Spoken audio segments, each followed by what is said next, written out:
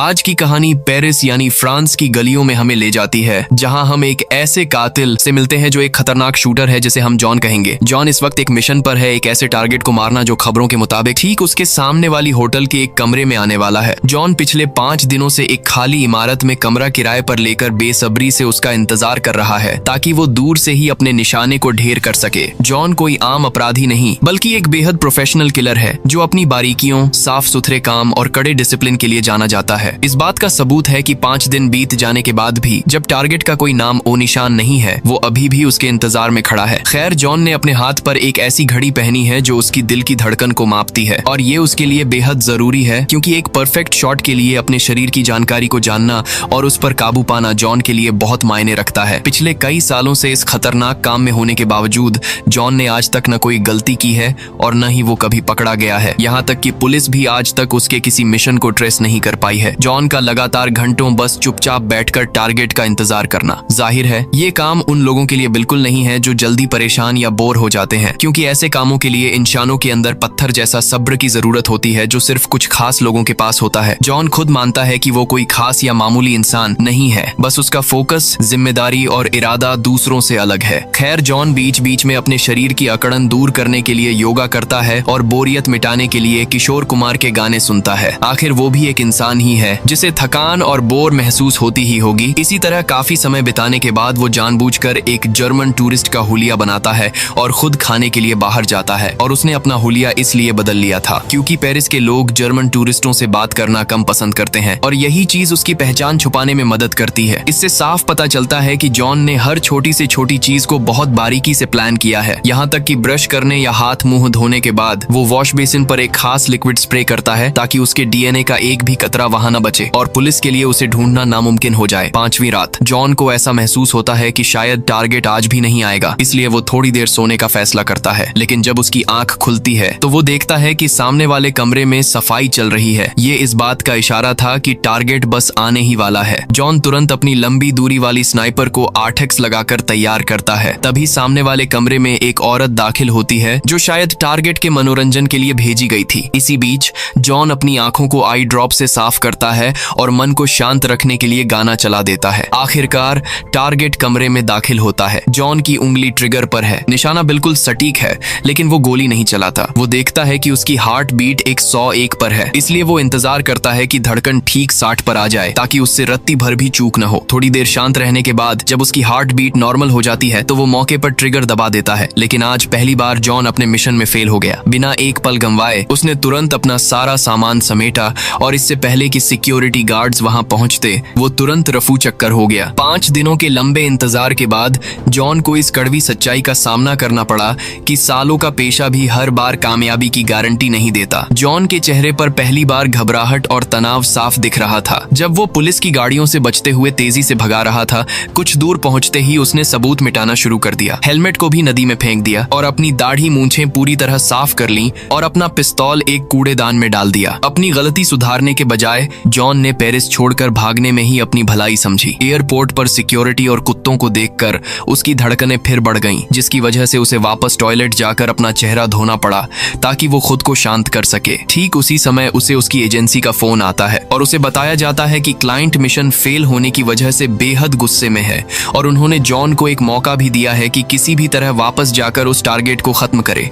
लेकिन जॉन अब कोई रिस्क नहीं लेना चाहता था। उसने अपनी जान बचाने के लिए पेरिस छोड़ना ही सही समझा। पूरे सफर के दौरान जॉन की नजरें हर मुसाफिर पर थीं। उसे एक चश्मे वाले और सूट पहने शख्स पर शक हुआ, जो बिल्कुल जॉन जैसा लग रहा था। उसे डर था कि अब वो खुद एक शिकार बन चुका है, शायद क्लाइंट, उसकी अपनी एजेंसी या फिर उस टारगेट के आदमी उसके पीछे पड़े थे। जॉन सावधानी बरकाते हुए दूसरे देश में रुका और आज रात वहीं एक होटल में रुकने का फैसला किया। लेकिन होटल के कमरे में भी उसका खौफ कम नहीं हुआ। उसने अपनी सुरक्षा के लिए दरवाजे के पीछे कांच के गिलास रख दिए, ताकि कोई अंदर आए तो आवाज हो जाए, और वो पूरी रात बैठकर सोया, हाथ में एक चाकू थामे हुए। अगली सुबह जॉन वहां से सीधा अपने घर यानी अमेरिका के सैंटो डोमिंगो के लिए रवाना हुआ। एयरपोर्ट से उतरने के बाद उसे अपने उस गुप्त ठिकाने तक पहुंचने के लिए एक लंबा सफर तय करना पड़ा, जो शहर के शोर शराबे से बहुत दूर था। लेकिन जैसे ही वो अपने घर के गेट पर पहुंचा, उसके होश उड़ गए। वहां जमीन पर जूतों के निशान और सिगरेट के ढेर सारे टुकड़े बिखरे पड़े थे। साफ था कि कोई अजनबी उसके इलाके में घुस चुका था। जॉन ने तुरंत अपनी पिस्तौल निकाली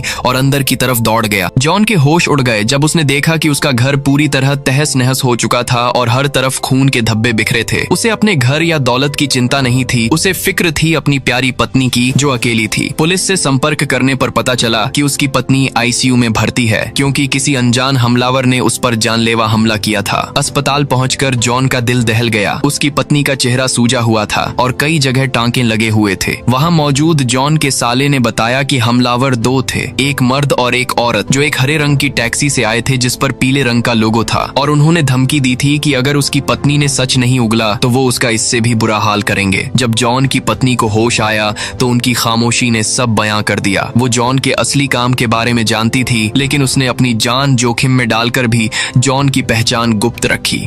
अपने पति के लिए उसका प्यार इतना बड़ा था कि उसने मरते दम तक जुबान नहीं खोली। अपनी पत्नी की ये हालत देखकर जॉन के अंदर बदले की आग भड़क उठी। उसने अपने घर के आंगन की जमीन खोदी और अपना वो सारा सामान निकाला जिसे वो काम के लिए इस्तेमाल करता था। अपने साले से मिली टैक्सी की जानकारी के आधार पर जॉन पूरे शहर में उस खास गाड़ी को ढूंढने लगा। दिन भर की मशक्कत के बाद आखिरकार उसे वो टैक्सी मिल गई। उसने ड्राइवर का पीछा किया और उस टैक्सी कंपनी के हेड ऑफिस तक पहुंचाया। वहां से उसने उस ड्राइवर का पता लगाया जो घटना वाले दिन ड्यूटी पर था। फिर जॉन एक सवारी बनकर उस ड्राइवर की टैक्सी में बैठ गया और उस ड्राइवर को पिस्तौल की नोक पर एक सुनसान जगह ले गया। ड्राइवर ने डरते हुए बताया कि वो दोनों मुसाफिर लग रहे थे। औरत दुबली पतली थी और मर्द लंबा चौड़ा और खूंखार लग रहा था। सारी जानकारी मिलने के बाद जॉन ने बिना हिचकिचाए ड्राइवर को खत्म कर दिया ताकि कोई गवाह जिंदा न बचे। ड्राइवर की बातों से जॉन समझ गया कि ये हमलावर कोई मामूली गुंडे नहीं बल्कि उसी की तरह प्रोफेशनल किलर हैं। इसके बाद जॉन अपने अगले ठिकाने न्यू ऑरलियंस गया जहां उसकी एजेंसी का हेडक्वार्टर था। वहां पहुंचकर जॉन ने एक वैन किराए पर ली और अपने सीक्रेट ठिकाने से फेक आईडी, हथियार और जाली नंबर प्लेट्स जैसी जरूरत की चीजें इकट्ठा की। जॉन के दिमाग में एक खतरनाक प्लान चल रहा था। उसने साफ सफाई में इस्तेमाल किए जाने वाला एक बड़े डस्टबिन और कुछ सामान भी खरीदे। अब उसका इरादा बिल्कुल साफ था। वो एक सफाई कर्मचारी का भेष बदलकर अपनी ही एजेंसी की उस इमारत में घुसने वाला था जहां से ये सारा खेल शुरू हुआ था। इसके कुछ देर बाद एक कुरियर बॉय का फायदा उठाते हुए जॉन कचरा उठाने वाले के भेष में बड़ी ही चालाकी से इमारत के अंदर घुस गया और जैसे ही कुरियर वाला वहां से निकला और गलियारा खाली हुआ, जॉन सीधा उस वकील के निजी दफ्तर में घुस गया जो उसकी एजेंसी चलाता था। यहाँ ये वकील जो रईस क्लाइंट्स के लिए सुपारी लेने का काम करता था। जॉन को शक था कि उसकी पत्नी पर हुए हमले के पीछे इसी वकील का हाथ है। उसने बिना वक्त गंवाए पूछताछ शुरू की। जुबान खुलवाने के लिए जॉन ने नेल गन का इस्तेमाल किया और वकील के सीने पर 3 कीलें दाग दी, लेकिन अपनी आखिरी सांस तक वकील अड़ा रहा और उसने कुछ नहीं बताया। अब जॉन का अगला निशाना थी वकील की असिस्टेंट, जो समझदार निकली और जॉन को उन दोनों कातिलों का पूरा डेटा देने को तैयार हो गई जो उसके घर पर सुरक्षित रखा था। लेकिन यहाँ असिस्टेंट ने जॉन के सामने एक शर्त रखी। वो जानती थी कि जॉन उसे जिंदा नहीं छोड़ेगा, लेकिन वो चाहती थी कि उसकी मौत एक हादसा लगे। वो चाहती थी कि उसकी बीमा राशि उसके बच्चों को मिल सके ताकि उनका भविष्य सुरक्षित रहे। ये सुनकर जॉन के मन में एक अजीब सी हलचल मची। एक तरह उसका उसूल कहता है, हमदर्दी मत करो, हमदर्दी ही कमजोरी है, लेकिन एक पिता होने के नाते उसके भीतर की इंसानियत जाग उठी। आखिरकार उसने उसे अपने घर ले जाने और दस्तावेज दिखाने का मौका दिया। सबूत मिटाने के लिए जॉन ने वकील की लाश को कचरे के बड़े डिब्बे में डाला और बड़े आराम से लिफ्ट में सवार हो गया। लिफ्ट में 2 और लोग भी थे, जिनमें से एक ने मजाक में कह भी दिया कि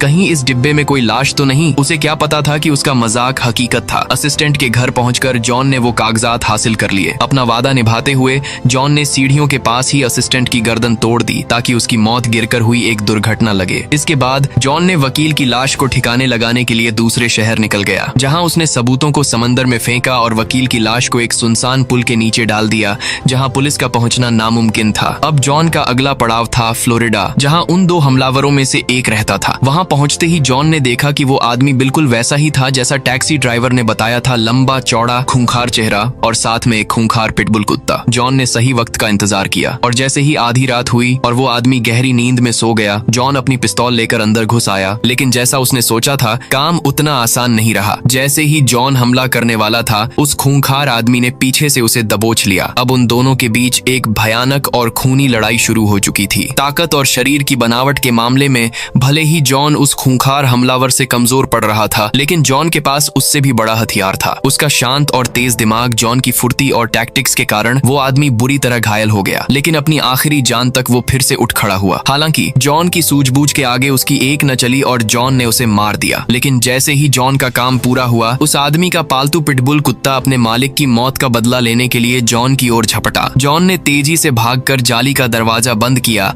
और फिर पूरे इलाके के सबूत मिटाने के लिए वहां एक मोलोटोव कॉकटेल फेंक दिया और इसी तरह उसका एक दुश्मन खत्म हुआ। और अब बारी थी न्यूयॉर्क की, जहां वो दूसरी गुनहगार रहती है, वही दुबली पतली औरत जो उसकी पत्नी के टॉर्चर में शामिल थी, जिसे कमजोर समझने की गलती कोई भी कर सकता था, लेकिन हकीकत में वो एक नामी और खूंखार कॉन्ट्रैक्ट किलर थी और जुर्म की दुनिया में उसका नाम काफी बड़ा था। लेकिन जॉन को इन बातों या उसकी शोहरत से कोई फर्क नहीं पड़ता था। जॉन ने अपनी बेखौफियत का सबूत तब दिया जब उसने भरी महफिल में एक रेस्टोरेंट के अंदर उस औरत को जा घेरा। वो औरत अकेले खाना खा रही थी। जैसे ही जॉन उसके सामने वाली कुर्सी पर बैठा और उसे अपनी पिस्तौल दिखाई, वैसे ही उस एक्सपर्ट किलर की सिट्टी पिट्टी गुम हो गई। वो सन्न रह गई, मानो उसके पास कहने को शब्द ही न बचे हों। वो जान चुकी थी कि जॉन अपनी पत्नी का बदला लेने आया है। अपनी मौत को सामने देख उसने अपनी आखिरी इच्छा के तौर पर रेस्टोरेंट की सबसे महंगी शराब ऑर्डर की। साथ ही उसने खुद को बचाने की आखिरी कोशिश करते हुए सफाई दी कि मैंने तुम्हारी पत्नी को छुआ तक नहीं। उसे जो भी चोटें आईं वो सब उस पागल आदमी की वजह से थीं,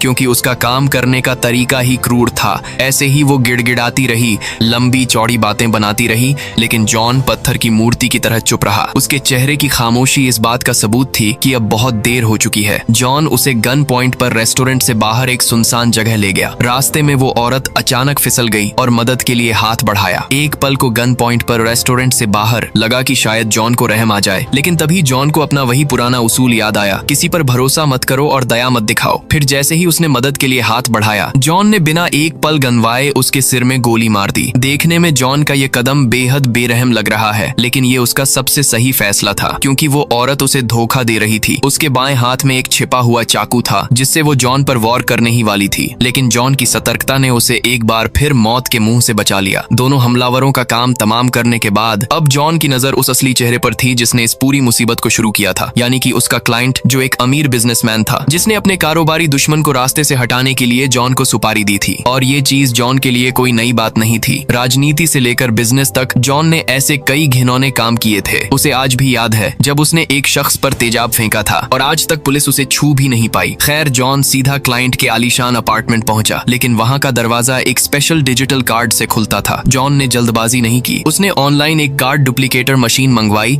और क्लाइंट का पीछा करते हुए जिम तक पहुंच गया। वहां उसने सफाई कर्मी की चाबियां चुराई, क्लाइंट के लॉकर को खोला और उसके कार्ड का डेटा कॉपी कर लिया। क्लाइंट को कानो कान खबर भी नहीं हुई कि उसके घर की चाबी अब जॉन के पास है। जब क्लाइंट अपने घर लौटा तो सामने हाथ में पिस्तौल लिए जॉन को खड़ा देख उसके पैरों तले जमीन खिसक गई। पहले तो उसे लगा कि ये कोई लुटेरा है, लेकिन जल्द ही उसे समझ आ गया कि ये वही किलर है जिसे उसने काम पर रखा था। उस औरत की तरह क्लाइंट ने भी सारा दोष मरे हुए वकील यानी उसकी एजेंसी पर मढ़ दिया। उसने बताया कि जॉन के घर पर हमला करने का आइडिया वकील का था, जिसके लिए उसने 1.5 लाख डॉलर अलग से दिए थे। जॉन को एहसास था कि ये सब टारगेट को न मार पाने का नतीजा था। अब क्योंकि वकील पहले ही मर चुका था और क्लाइंट के पास जॉन की असली पहचान का कोई सुराग नहीं था, इसलिए जॉन ने उसे जिंदा छोड़ने का फैसला किया। लेकिन जाते जाते उसने एक ऐसी धमकी दी जिसने क्लाइंट की रूह कंपा दी। जॉन ने कहा कि अगर उसने कभी भी उसे ढूंढने की कोशिश की तो जॉन उसे ऐसे तरीके से मारेगा जिसका अंदाजा भी कोई नहीं लगा पाएगा। क्लाइंट बुरी तरह डर गया और ये मामला यहीं शांत हो गया। इसके कुछ दिन बाद हम जॉन को उसके अपने घर में देखते हैं, जो अपनी पत्नी के लिए कॉफी बना रहा है, जो अब पूरी तरह ठीक हो चुकी है। और जॉन आगे क्या करेगा? क्या वो किलर का काम जारी रखेगा या संडे का तेल बेचेगा, ये कोई नहीं जानता। यहाँ तक कि पूरी फिल्म में उसका असली नाम तक नहीं बताया गया। जॉन तो बस एक काल्पनिक नाम है जो मैंने आपको कहानी सुनाने के लिए इस्तेमाल किया। खैर, इस कहानी में एक बहुत बड़ा सबक छिपा है, सब्र, पेशेंस। वो चीज जो जॉन ने 5 दिनों तक बिना हिले डुले 24 घंटे एक कमरे में रहकर दिखाया। भले ही उसका पेशा गलत था और उसे कभी सही नहीं ठहराया जा सकता, लेकिन उसकी फोकस और पेशेंस काबिले तारीफ है। जैसा कि कहा गया है, सब्र करने वालों के साथ ईश्वर होता है। तो चलो मिलते हैं एक और कहानी के साथ। Take care, bye bye.